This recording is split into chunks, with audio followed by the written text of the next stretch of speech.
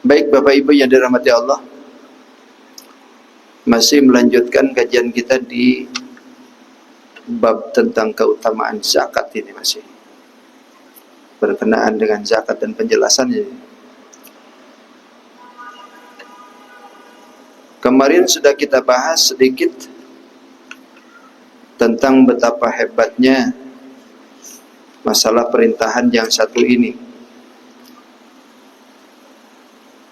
sehingga ketika Allah memerintahkan kita untuk beribadah, melaksanakan hukum syariat, ternyata zakat itu nempel terus, berinfakkan itu nempel terus. Berarti itu menunjukkan bahwasanya hablum minallah, Allah pun menginginkan hablum minan nas. Tidak melulu hanya memikirkan Allah, tapi manusia ditinggal.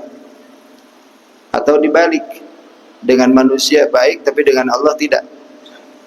Itu Allah tidak menginginkan itu. Maka aqimis shalah wa atuz zakah. Ketika Allah nyuruh kita melaksanakan ibadah, tapi di situ pun Allah menyuruh kita untuk mengeluarkan zakat. Bahkan wa'budullaha, kita disuruh ibadah ke Allah, tapi di sisi lain Allah pun menyebutkan wabil walidaini ihsana, dengan kedua orang tua harus baik. Itu menunjukkan betapa bergandengannya antara hablum minallah dengan hablum minan nas.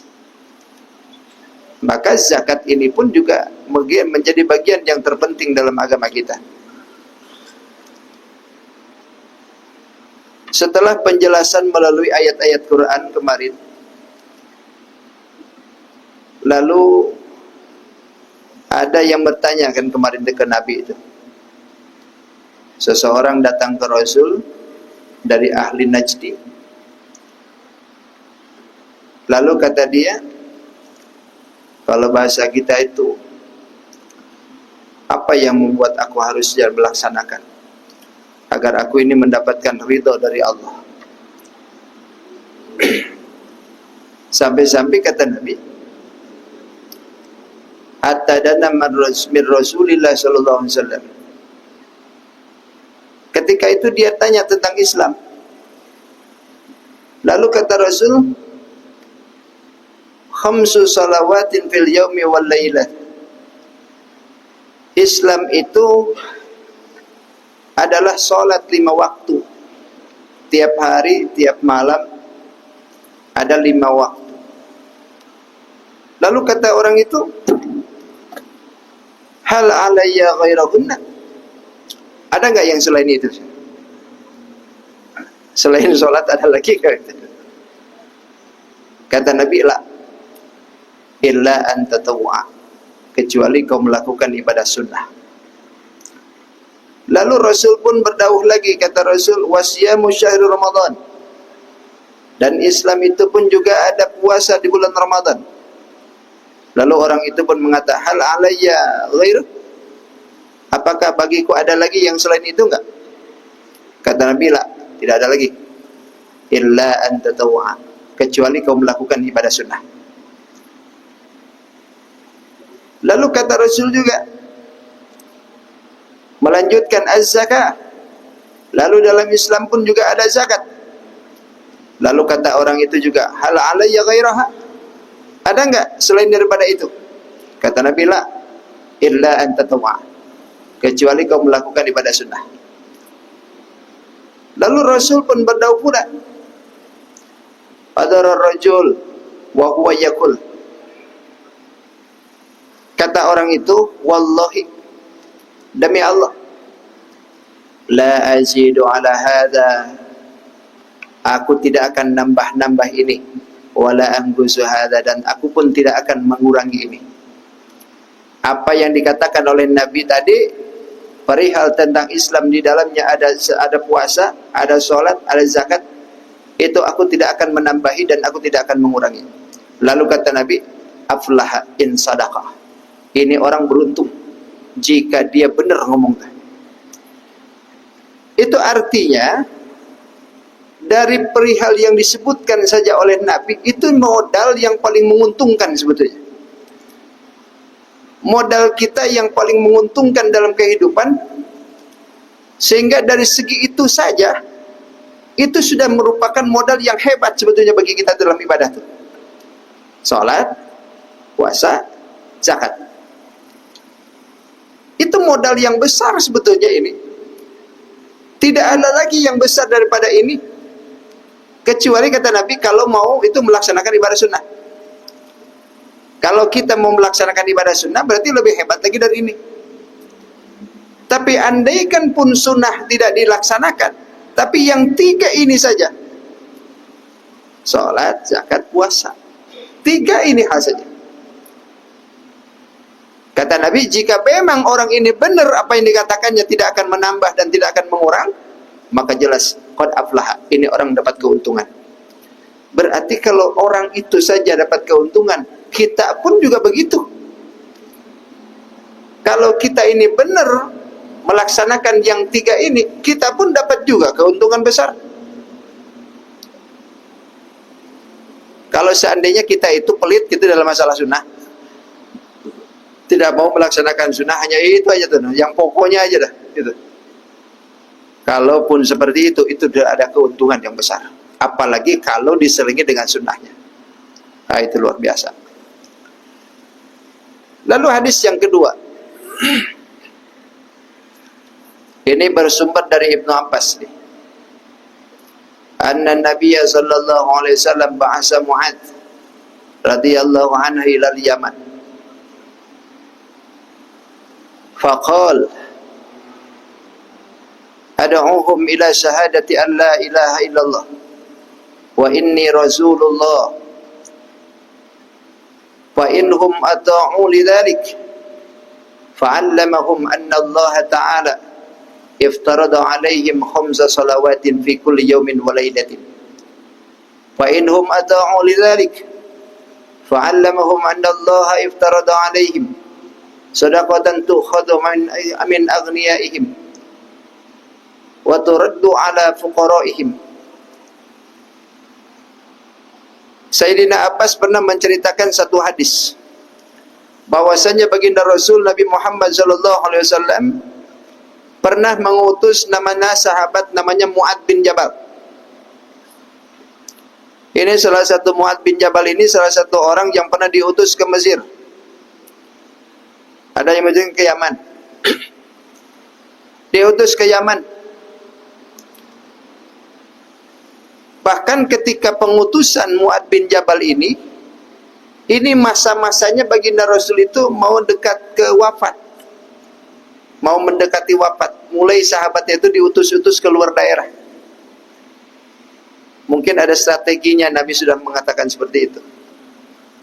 Termasuk yang diutus itu adalah Mu'ad bin Jabal. Makanya dari utusan inilah yang kemudian hari ada timbul ketetapan hukum di samping wajib, sunnah, lalu di dalamnya ada makruh, mubah, dan ketetapan yang lainnya jadi haram. Dan juga ada kesepakatan hukum di dalam Quran, di dalam kesepakatan hukum kita itu kan dari mulai Quran, sunnah Nabi, hadis, lalu ijma ulama, lalu di dalamnya adalah kias. Ketika kias itu tidak diadakan, dari mana dalil yang ketentuan? Dari ijtihad. Ketetapan ijtihad itu dimulai dari Mu'ad bin Jabal dulu.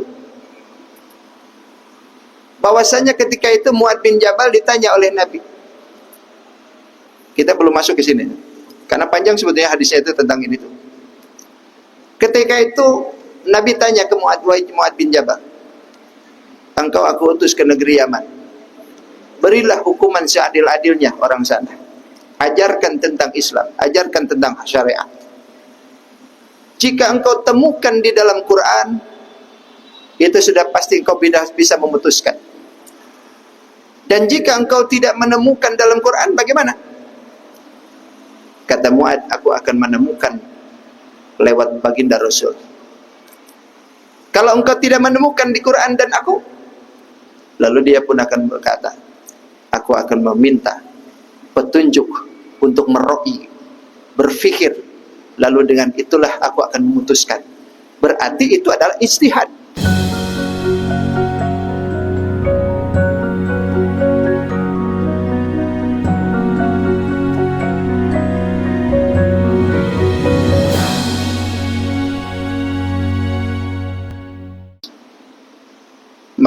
dadanya itu ditepuk oleh Nabi, itu didoakan. Dan itulah yang menjadi dasar kita. Ketika para ulama itu tidak menemukan hukum dalam Quran, tidak menemukan hukum dalam hadis, tidak menemukan dalam ijma, maka kias itu akan menjadi pedoman dalam keijtihadan itu.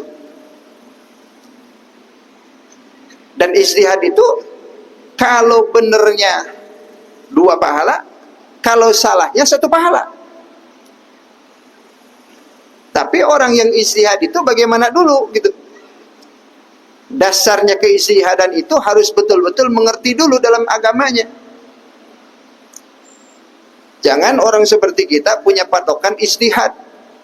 Kalau orang seperti kita punya patokan ijtihad melulu, salah kita.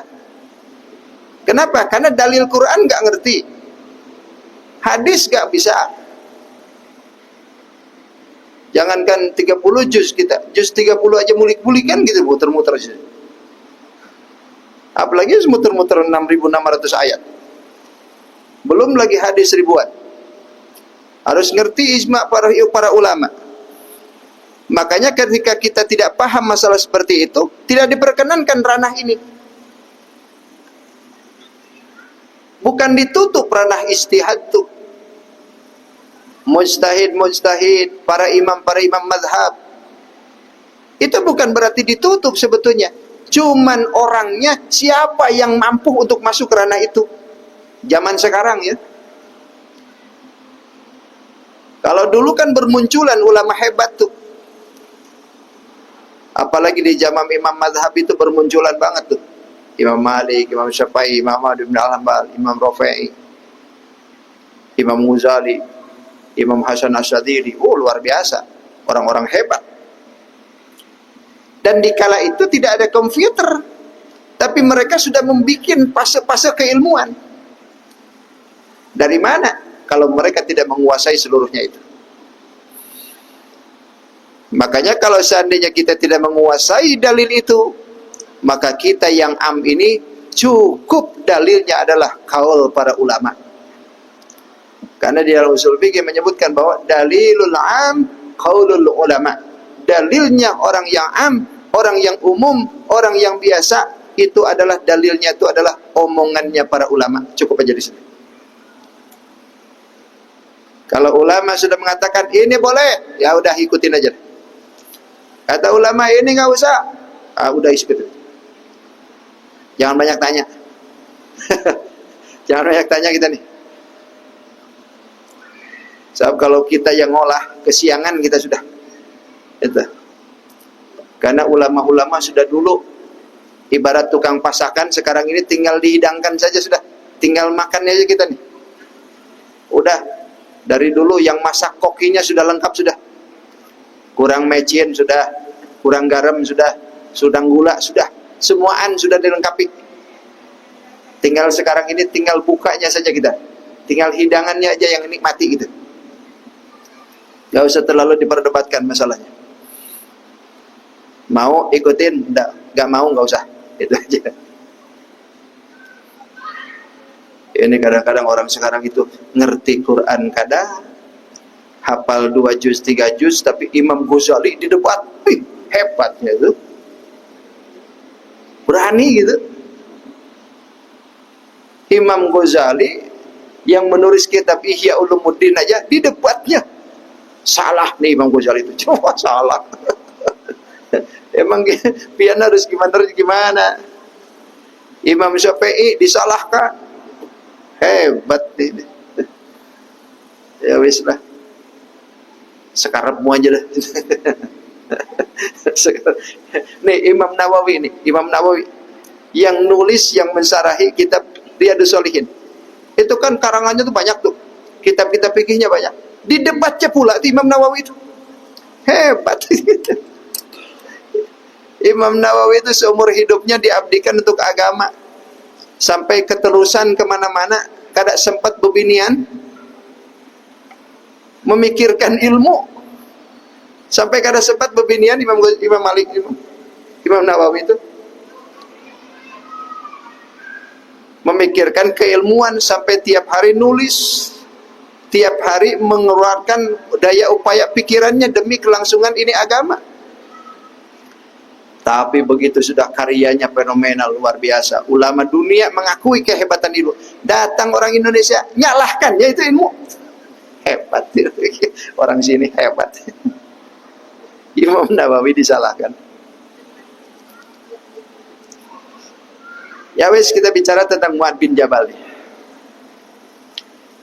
Jadi kata Mu'ad bin Jabal, kalau aku tidak menemukan dalam Quran dan pangandika engkau, maka aku akan berpikir dan memutuskan dari pikiran itu. Berarti itu ijtihad. Maka jadi dalil kebolehannya ijtihad itu di situ. Nah, salah satunya yang diutus oleh Nabi itu adalah Mu'ad bin Jabal. Kata Nabi, "Ud'uhum ila syahadati an la ilaha illallah wa inni rasulullah." Wahai Mu'ad, ajaklah mereka orang-orang Yaman itu untuk bersaksi bahwasanya tiada Tuhan kecuali Allah dan aku adalah Rasulullah, utusan Allah. Ajak mereka. Lalu yang kedua, fa inhum ata'u lidzalik.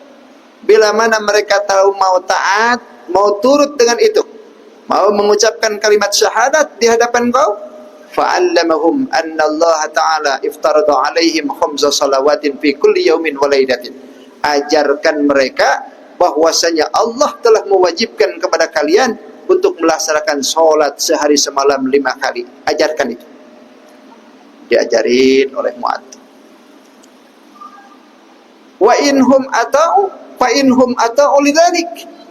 Bila mana mereka sudah bersyahadat, lalu mereka mau melaksanakan salat, taat kepada engkau dengan perintahan itu, fa'allamahum, ajarkan pula kepada mereka, annallaha iftada alaihim sadaqah, bahwasanya Allah pun mengajarkan kepada mereka untuk bersedekah.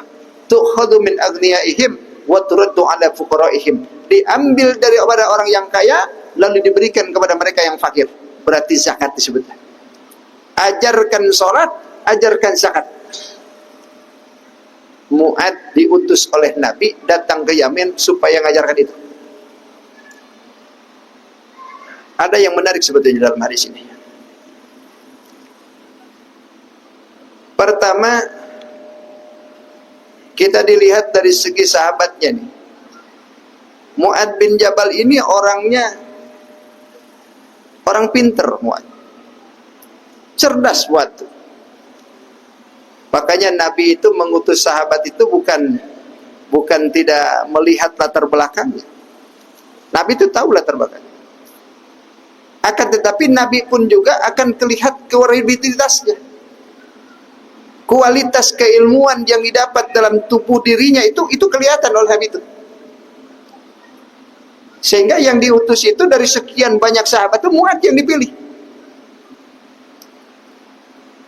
Hebatnya dari Mu'ad bin Jabal itu. Lalu yang kedua, dalam hadis ini disebutkan oleh Rasul itu cuman 2 gitu. Salat dengan zakat. Dan itu setelah syahadat. Diringkas oleh Nabi itu seperti itu. Padahal kita tahu bahwasanya rukun Islam itu kan 5 gitu. Kenapa tidak menyebutkan yang lainnya gitu? Saum tidak disebut, haji tidak disebut. Kenapa? Karena li'anna ihtimam syar'i bis salati waz zakat aksar. Karena kepentingan hukum syar'i yang berhubungan dengan salat dan zakat itu lebih banyak daripada puasa dan haji. Kepentingan hukum syar'i yang dilaksanakan oleh kita itu lebih banyak berkisaran kepada 2 ini. Salat, zakat. Kalau saumnya dipakai oleh kita, tapi kan setahun sekali. Hajinya dipakai oleh kita, tapi kan bagi yang mampu. Kalau tidak mampu sampai wafat pun kadang-kadang nggak hajian. Padahal rukun Islam.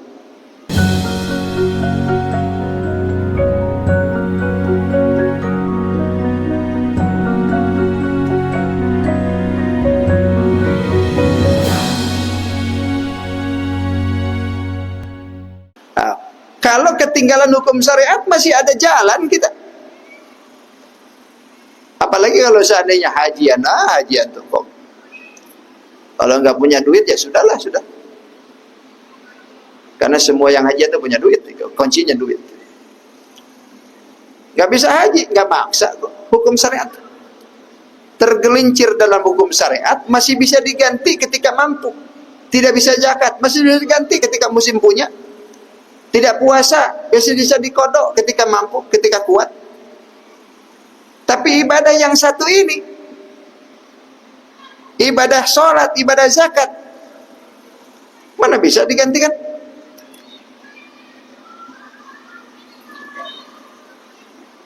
Kalaulah misalkan sholat bisa diganti, kayaknya enak banget itu. Walaupun ada misalkan sholat itu dipidyah juga, dikiaskan dengan puasa. Tapi kan itu kemampuannya untuk orang yang mati. Orang yang sudah mati, sholatnya kada karuan lagi, kada tahu berapa puluh sholat yang ditinggalkan, tapi keluarganya tanggung jawab. Masih ada kelah tuh. Imam Ahmad bin Hambal memperkenankan untuk keluarkan fidyah. Hukum salat itu dikiaskan dengan puasa. Bisa diambil kaulnya tuh. Untuk memberikan paling tidak mudahan ijtihad ini tepat untuk menolong ahli mayit. Karena ahli mayit sudah wafat, tidak lagi berkelah untuk bisa lagi ibadah ke Allah. Karena idza mata ibnu adama in qata amaluhu illa min salasin. Ketika anak Adam itu wafat, in qata amaluhu, semua peramalannya terputus. Yang putus itu siapa? Mayitnya. Kalau kita ke mayit nggak putus. Yang terputus itu mayitnya. Tidak ada lagi hukum sholat, puasa, haji, sedekah dan sebagainya. Itu mayit. Tapi kalau kita mengkhususkan untuk mayit, tidak terputus. Orang yang masih hidup mengkhususkan pahala bagi yang mayit, itu tidak diputus oleh Allah. Yang diputus itu mayitnya. Sampai-sampai jangankan yang di situ, semua ibadah diputus, hatta salam sekalipun, itu mayit kada usah jawab. Karena jawab salam itu ibadah. Makanya dalam hukum salam itu ada yang wajib dijawab, ada yang sunnah dijawab, ada yang haram dijawab, ada yang enggak perlu minta jawaban. Wajib dijawab ketika lagi kumpul, saya assalamualaikum, wajib bapak jawab. Ketika bapak lagi kumpul, datang seseorang, assalamualaikum, sunnah seorang jawab. Kalaupun enggak semuanya, seorang aja jawab sunnah. Ada yang haram dijawab, bapak lagi sholat asik-asik, at-tahiyyatul mubarakatus salawatut thayyibatulillah. Datang kawan, assalamualaikum, waalaikumsalam. Gak usah dijawab, haram sudah. Lagi sholat. Ada yang keempat, nggak perlu minta jawaban. Kemana? Ke kuburan. Datang ke kuburan, assalamualaikum ya ahla diyari minal mu'minina wa inna insyaallah bikum lahikun. Kita salam ke ahli kubur, nggak usah minta jawaban. Sebab kalau dijawab juga loncat juga kita. Assalamualaikum ya ahli kubur. Waalaikumsalam. Lompat juga kita, nggak jadi itu doa di kuburan jadinya. Kenapa nggak jawab itu ahli kubur padahal dia dengar salam kita? Karena jawaban salam itu ibadah. Sementara orang yang mati nggak usah lagi. Nggak ada lagi urusan ibadah. Tapi urusan kita dengan yang mati masih bisa. Makanya illa min salasin bahasanya itu, kecuali 3. Sedekah, ilmu, anak yang soleh. Sedekah siapa? Sedekah mayit yang dulu ketika masih hidup diberikan, mengalir terus. Dijadikan pondok, dikirimkan ke pondok, dikirimkan ke masjid, dikirimkan ke anak yatim. Begitu jalan itu semua sedekahnya ngalir terus. Ilmu yang manfaat, dulu ngajar di sekolah, ngajar di universitas, ngajar di kampus, ngajar di majelis, ngajar di masjid, ngajar di musola. Begitu sudah wafat, orang-orang yang diajarin itu dilaksanakan. Sholat sunnahnya diajarin dulu, dilaksanakan. Ilmu-ilmu pengetahuannya terdapat dari kita, dilaksanakan. Itu ngalir terus. Apalagi anak yang soleh. Anak yang soleh itu yang mana? Yang masih hidup. Anak yang hidup doain orang tua nyampe. Makanya ini nggak usah didebatin. Nggak nyampe urusan Fatihah ke orang yang kubur. Nah, kalau nggak nyampe duluan coba. Kalau nggak percaya, doa itu nyampe duluan. Saya doakan dari sini. Saya baca suratul Fatihah. Nah, kalau nyampe nanti laporan. Kalau nggak nyampe, balikin lagi.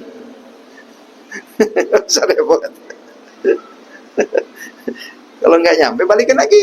Dah. Itu ihtimam. Jadi kepentingan dalam dua hal ini tuh tidak ditolerin oleh Nabi itu. Ini karena hukum syariat berjalan dari dua hal inilah yang paling banyak. Makanya orang meninggalkan sholat, orang meninggalkan zakat, selesai. Bisa kufur sudah. Itu. Bahkan dalam hadis lain sampai ngeri kan Nabi itu. Bahwasanya umirtu an uqatilan nas hatta yashhadu an la ilaha illallah wa anna Muhammad Rasulullah. Kata Nabi, aku ini diutus untuk memerangi orang-orang sampai dia mau bersaksi bahwasanya tiada Tuhan kecuali Allah dan Nabi Muhammad itu adalah utusan Allah. Wa aqimus shalah, dan mendirikan salat, wa yutuz zakah, dan keluarkan zakat. Fa idza fa'alu dzalik, bila mana mereka sudah mau melaksanakan itu semua, fa usimu minni dima'ahum wa amwalahum illa bihaqqil Islam. Maka semua hartanya, darahnya itu berada dalam perlindungan Islam. Nabi diperintah oleh Allah tuh sampai mereka itu mau mengucapkan syahadat, mau melaksanakan sholat, mau mengeluarkan zakat. Jika itu semua terlaksana, darahnya, nyawanya, semua itu dijamin dalam Islam.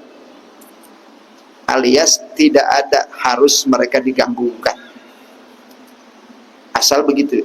Tapi kalau tidak mau bersyahadat, kata Nabi, tunggu. Tunggu. Itu ya. Hatta ukulan nas. Siapa yang dimaksudkan nas itu? Kafirin maksudnya itu. Gitu. Karena umat itu ada dua. Ada ummatul dakwah, ada ummatul ijabah. Kalau ummatul ijabah, kita nih itu diajak oleh Nabi, manut langsung. Ummatul ijabah itu disebutnya. Yang kedua ada ummatul dakwah. Kalau ummatul dakwah itu diajak oleh Nabi tapi susah. Gitu. Itu ummatul dakwah disebutnya. Maka nanti yang bakal diaku oleh Nabi itu adalah ummatul ijabah. Umat Nabi Muhammad yang ngikutin Nabi Muhammad, bahkan mau manut dengan omongan Nabi Muhammad. Nah itu yang jadi umat Nabi Muhammad. Mudah-mudahan kita semua insya Allah dijadikan oleh Nabi Muhammad sebagai umat yang selalu menjadikan umatul ijabah insya Allah. Cukup ke? Terima kasih. Mudah-mudahan apa yang disampaikan bermanfaat. Insya Allah kita jumpa lagi di hari-hari yang akan datang. Mudah-mudahan sehat selalu, panjang umur, dan Allah berikan kita istiqomah agar selalu melaksanakan ibadah kepada Allah Subhanahu wa taala. Terima kasih atas segala perhatian. Mohon maaf atas segala kehilapan. Hadanallah wa iyyakum ajmain. Khidmah safada maqdar. Assalamualaikum warahmatullahi wabarakatuh. Allahumma shalli wa sallim ala sayyidina Rasulillah ajma'in. Bismillahirrahmanirrahim. Alhamdulillahi rabbil alamin wassalatu wassalamu ala asyrafil mursalin sayyidina maulana Muhammadil amin. Allahumma rabbi anfa'na bima 'allamtana, rabbi 'allimna alladhi yanfa'una. Rabbi faqihna wa faqih ahlana wa qurbatil lana fi dinina. Tawassalna bi ta'alumin, tawassalna bi ta'limin. Anta rizquna al-wasi'ah wa anta rizqul amanah. Allahumma rabbana atina fid dunya hasanah wa fil akhirati hasanah wa qina adzaban nar. Walhamdulillahi rabbil alamin. Taqabbalallahu minkum.